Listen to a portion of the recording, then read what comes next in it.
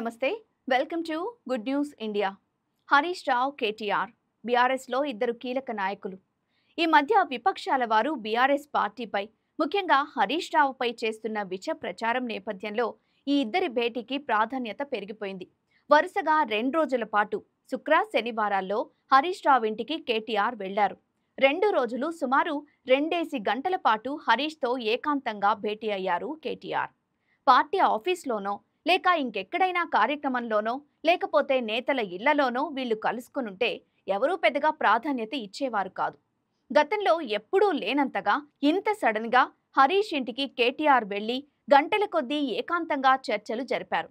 ఇదంతా కేసీఆర్ సలహా మేరకు మేమంతా ఒకటే అని చెప్పే క్రమంలో ఏర్పాటైన కలయిక అని బీఆర్ఎస్ వర్గాల సమాచారం. హరీష్ రావుకి పార్టీలో ప్రాధాన్యత తగ్గిందని, ఆయన పార్టీ మారబోతున్నారని ఈ మధ్య బాగా ప్రచారం చేశారు.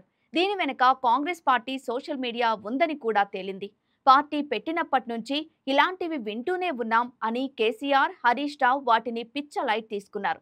కానీ కేటీఆర్ హరీష్ రావుకి పడ్డం లేదంటూ ఇంకో గాసిప్ తెరతీశారు వైరి వర్గాలు. అయితే హరీష్ రావు ఈ వార్తల్ని ఇప్పటికి 10 సార్లు ఖండించారు. అంతేకాకుండా ఇంకో అడుగు ముందుకేసి కేటీఆర్కు పార్టీ పగ్గాలు అప్పగించినా తనకు అభ్యంతరం లేదని మీడియా ముఖంగానే స్పష్టం చేశారు. అలాగే గత 25 ఏళ్ల ప్రస్థానంలో ఏనాడు కేసీఆర్ గీసిన గీత దాటలేదని, ఇక ముందు కూడా కేసీఆర్ మాటే తనకు వేద వాక్కని హరీష్ స్పష్టం చేశారు.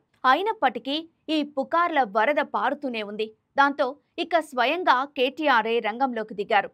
అంతకుముందు కేసీఆర్ కూడా దీనిపై స్పందించాల్సిన అవసరం ఉందని కేటీఆర్ హరీష్ రావులకు చెప్పారట.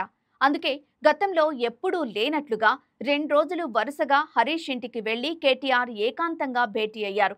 తమ మధ్య విభేదాలేమీ లేవని, ఇక ముందు రావని స్పష్టం చేశారు. అలాగే ప్రజా సమస్యలపై పోరుకు కూడా ఎలా సన్నద్ధమవ్వాలో వీరిరువురు చర్చించారు. ఇద్దరి మధ్య సుదీర్ఘంగా 2 గంటల పాటు జరిగిన భేటీలో చాలా విషయాలు చర్చకు వచ్చినట్లు చెప్తున్నారు. ముఖ్యంగా ప్రస్తుత పరిస్థితిలో పార్టీ ముఖ్య నాయకుల మధ్య విభేదాలు లేకపోవడమే కాదు, విభేదాలు లేవు అన్న సందేశం ప్రజల్లోకి, పార్టీ క్యాడర్లోకి బలంగా తీసుకుపోవడం కూడా ముఖ్యమని ఇద్దరు నాయకులు అంగీకారానికి వచ్చినట్లు తెలుస్తోంది. అందుకే ఇకపై ప్రతి విషయంలో ఇద్దరిది ఒకే మాట, ఒకే బాట అన్నట్లు ముందుకు సాగాలని నిర్ణయించారని, అందులో భాగంగానే ముందు ప్రభుత్వ ఉద్యోగుల పెండింగ్ డిమాండ్స్ పై దృష్టిని కేంద్రీకరించారని చెబుతున్నారు. ఇదంతా కేసీఆర్ కి కూడా వివరించారని బీఆర్ఎస్ వర్గాలు చెబుతున్నాయి.